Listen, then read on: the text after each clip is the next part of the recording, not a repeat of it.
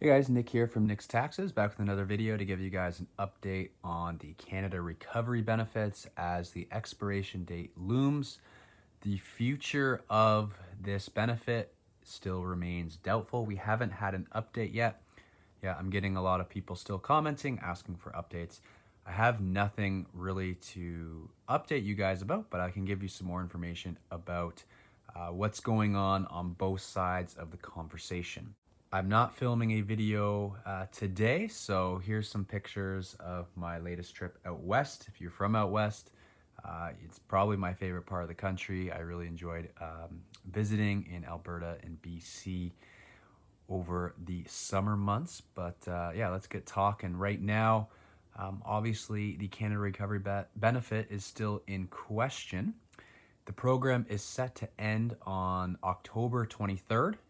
And the reality is that after the election, we have very much the same government, a liberal minority, and they say we're in this fourth wave of a pandemic. Ultimately, that liberal minority government is going to decide whether or not the CRB lives to see another day and gets extended. There is the potential it gets extended into November. That was part of the budget, but we'll see. Obviously, the Canada Recovery Benefit was one of three benefits alongside the caregiving benefit and the recovery sickness benefit that replaced the initial $2,000 a month CERB, Canada Emergency Response Benefit. This replacement happened back in September of 2020.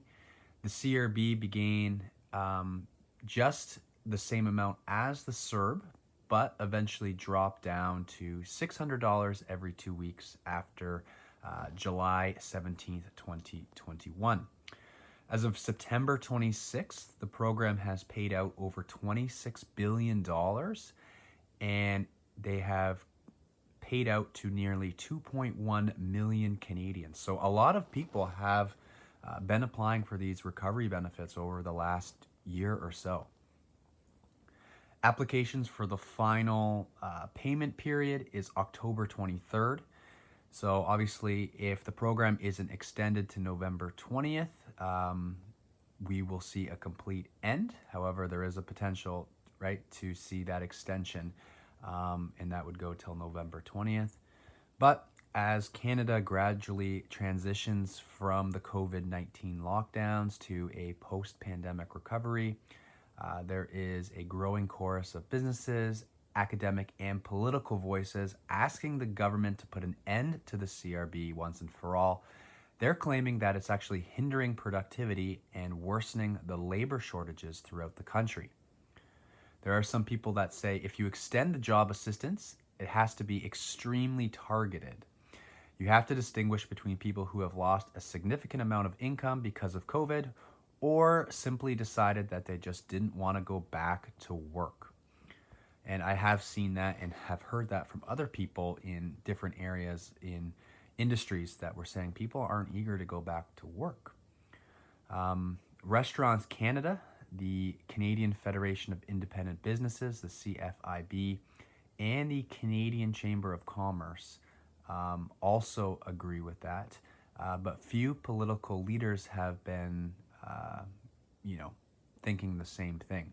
The Liberals, though, are obviously trying to wean out the Canada Recovery Benefit, lowering the amount that you receive, also making it a mandate that you must be actively seeking work and you cannot turn down a reasonable work offer in order to receive the CRB for your 2-week period.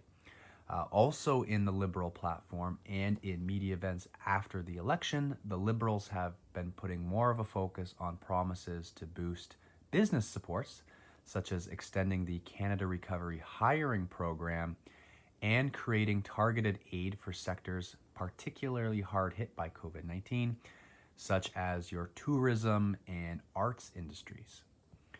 It comes down to the promise that we made at the beginning of the pandemic to have Canadians' backs as much as it took, as long as it took, not just because it's the right thing to do, but also because it's the smart thing to do to ensure that our economy is bouncing back, to make sure that businesses can thrive once again quickly.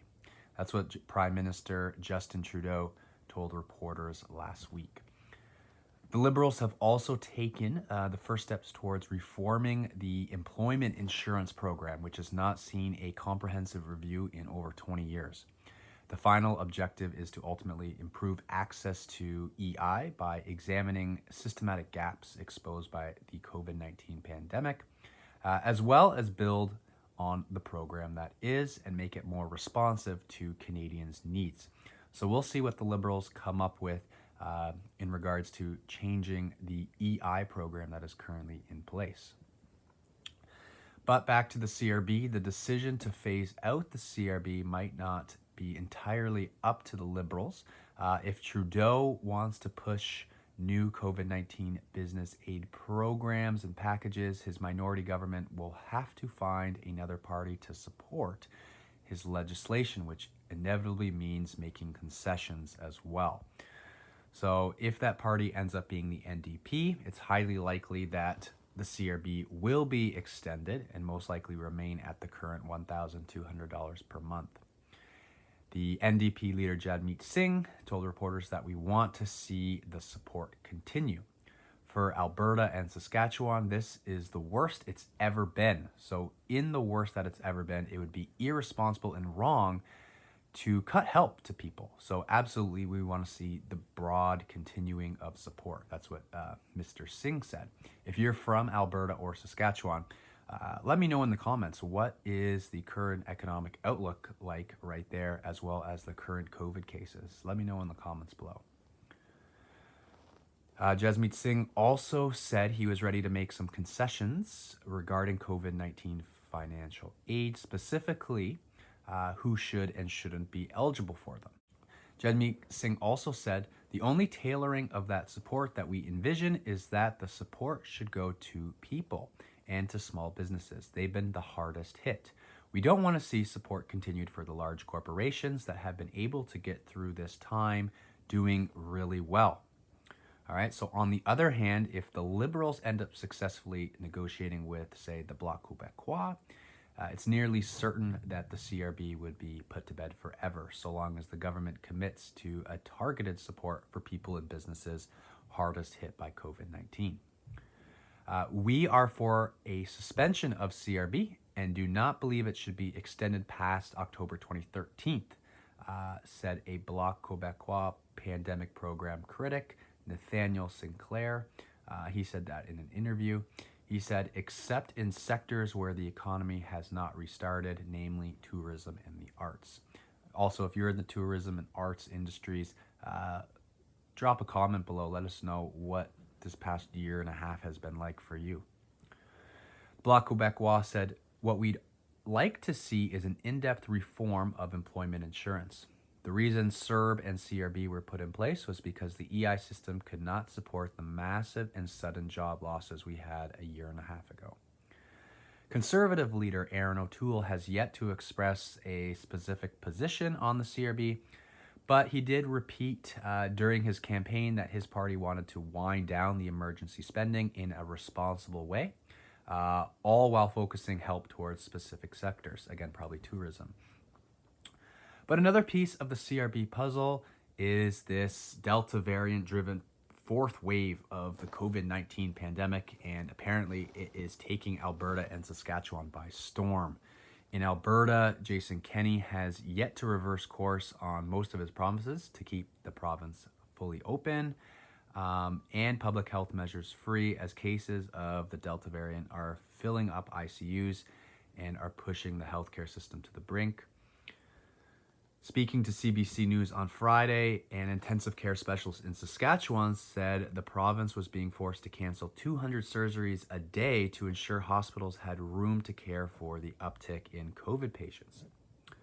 Since being re-elected, Justin Trudeau has repeatedly promised not to abandon supports to those provinces, and so we will see what happens in the near future. But many Liberals still find themselves at odds with the idea of eliminating the CRB at a time when Canadians may find themselves in need of the support if those two provinces specifically decide to reinstate lockdowns. That's where the option of extending the program one more month to November 20th becomes appealing. liberal sources say, namely because it would not require any legislative changes or votes in the House of Commons, which has actually yet to have a return date, which is crazy. This would allow the government to see how the situation evolves and if the positive trends in case numbers, hospitalizations, and Alberta's and Saskatchewan's overall positivity rate improve. So we'll see. So far, Finance Minister Chrystia Freeland has not really said anything regarding the government's plans for CRB, nor if it's going to be replaced by more targeted programs. So that's your update on the Canada Recovery Benefit. Let me know your comments below. Let me know if you have any questions. As always, if you got value out of this video, drop a like. And I will see you guys in the next video. I'm Nick from Nick's Taxes, and happy taxing.